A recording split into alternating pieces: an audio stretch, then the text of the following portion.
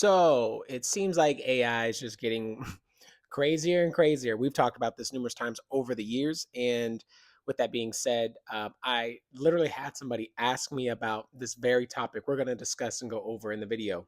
Let's get into it. Okay, it says here Anthropic's Claude Mythos model sparks fear of AI doomsday if released to public, meaning I guess since it's going to be released to public, it's going to cause this, but the people who created it aren't the problem. It's the public because we're crazier. False dichotomy. Who knows? It says here. It says Anthropic has raised serious concerns within technology and security communities after describing the potential risks of a powerful unreleased AI system known internally as Claude Mythos. Company executives say that the model's capabilities are so advanced that making it publicly available could lead to widespread misuse because we need to trust the people who made it.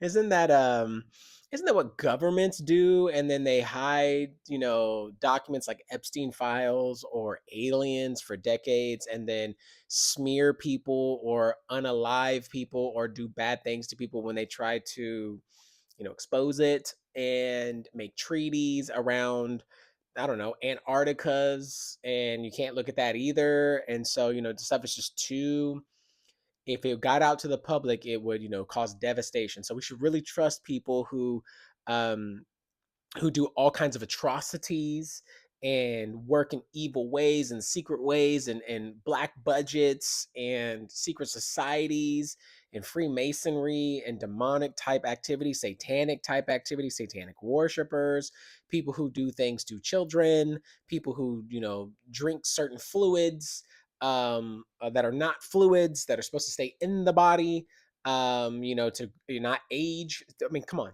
just I should trust that level of competency and thinking. Thanks. Thanks, people who are trying to protect me. It says here, what is it? A company executives say, blah blah blah. It says model capabilities are so advanced, public widespread misuse, including cyber attacks and acts of terrorism. Yes, yes, yes, that is probably going to happen. According to reporting from the multiple technologies and AI policy outlets, Anthropic has deliberately chosen not to release the system, citing fears that its abilities could be exploited at scale. The arbiters, the gatekeepers, right?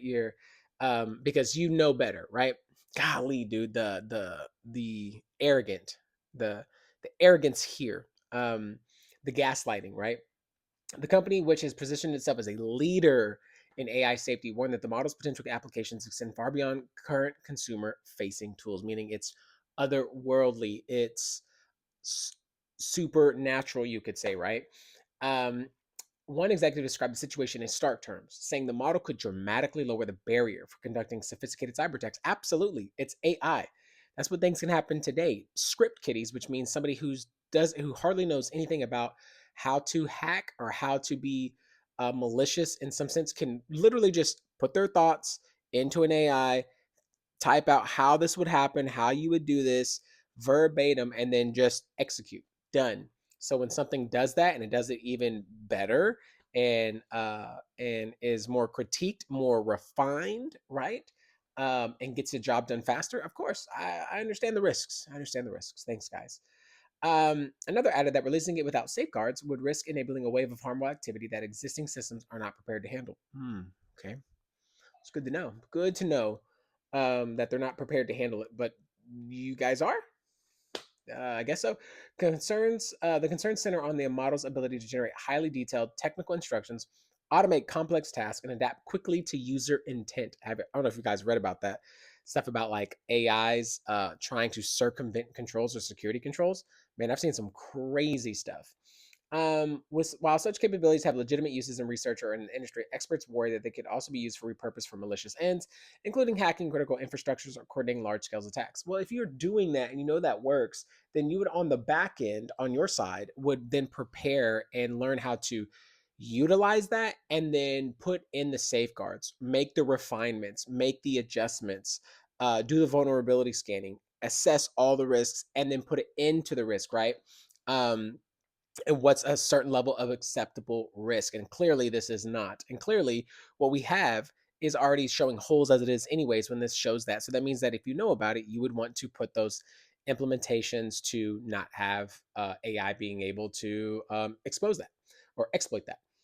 It says Anthropic has not disclosed full technical details about Claude Mythos, but sources familiar with the matter say internal testing revealed scenarios where the systems could assist in identifying vulnerabilities, optimizing attack strategies.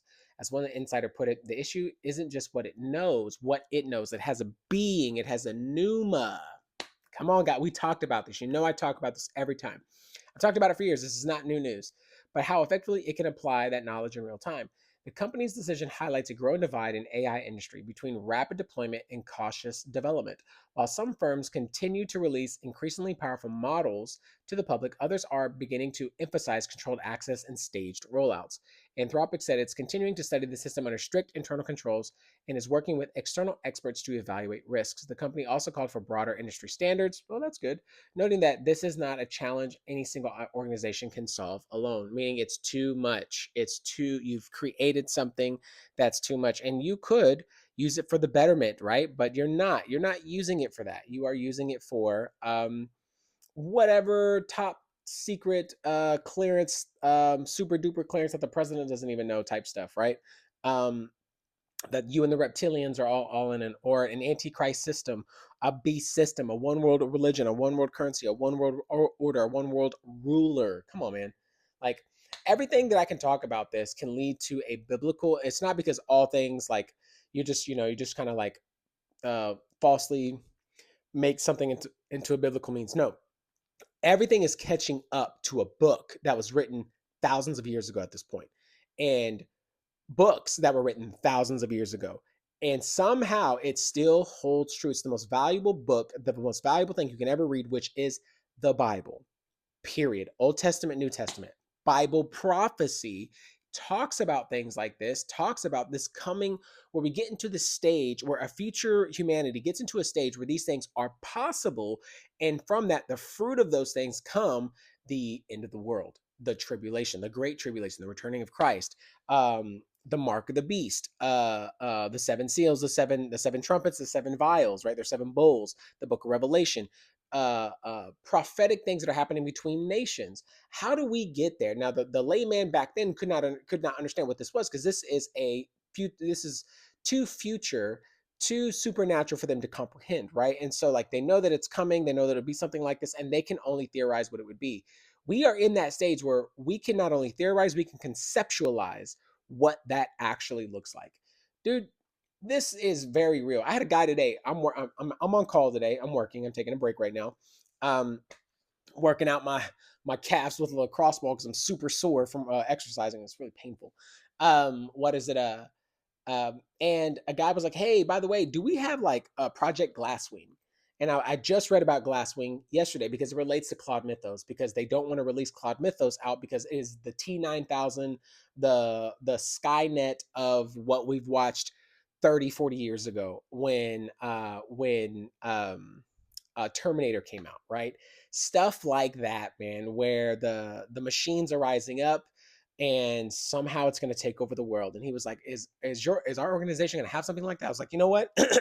We might not, because of how scary it supposedly is. And you can see this picture here, or the picture I had up there earlier.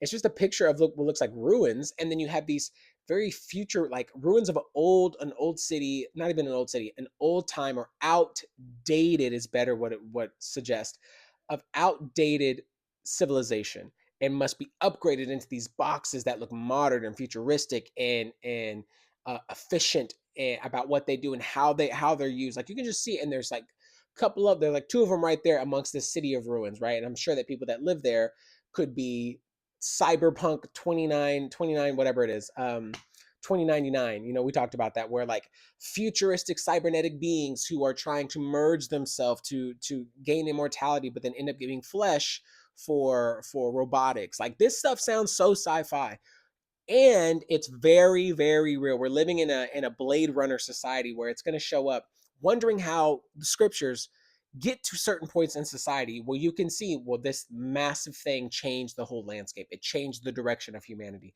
not that it changed the direction, it was always going to go in this direction anyways.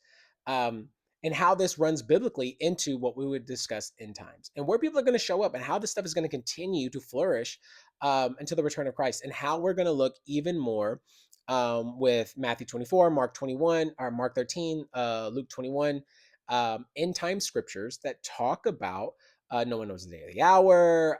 We're talking about the return of Christ, nation against nation, kingdom against kingdom, famines, pestilences, earthquakes, apostasy, causing the love of many to grow cold. Lord, Lord, didn't we do all these things, cast out demons in your name? That Matthew 7. My goodness. 1 Thessalonians 4, 2 Thessalonians 2, Book of Revelation, Daniel, what is it? Daniel 8? I think it's Daniel 8. Um, the foreshadowing of Nebuchadnezzar, the flesh with metal, and it's weak, and it's talking about empires and how the cornerstone, or the chief cornerstone, or the rock is going to hit the base of the feet, and the whole thing's going to crumble. How we get to a mark of the beast. What is that? Is that a brand? Is it not? Is it something that's a charagma? It's an etching. It's what it says on the right hand or on the forehead, the space between the eyes. We've talked about this numerous times. Man, I could go on and on and on about this. And it seems like more and more how we would have dismissed this kind of activity and this kind of know how, this kind of situation or reality that we would stumble across. And here we are. Here we are, afraid to put something out because something we've made in our image, like little gods we are, right? Trying to create gods, trying to create mortality, something we can worship because the thing we're making is better than us. So we would worship it. That's stupid. I would never do that. I would only worship God because he is better. I would never make something better than myself because I would be the one that wants to be worshiped. I would want to be its God, not for me to bend the knee to a false God. Doesn't make any sense. Doesn't make any sense. That's so dumb. If I was a bad guy, I would never do that. I would run the world and do all the things that I would want to do, and I would never worship anybody because I would want to be the ruler. Who wouldn't? Like, I'm just for all intents and purposes, like the leader, the head, all of it, right? Not for me to create something that is stronger and better than me and then me worship it. What? But that's what we're doing because we're made to worship. We are made to worship something, right? Something greater than ourselves, something higher than ourselves.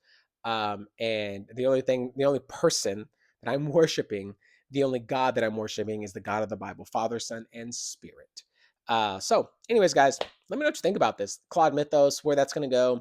Any AI heads in here, if you catch this, the Bible's true. And if you are a believer in Christ and work in the cybersecurity space or AI space, love to hear your thoughts about it. Let me know in the comment section below, and I'll see you in the next one.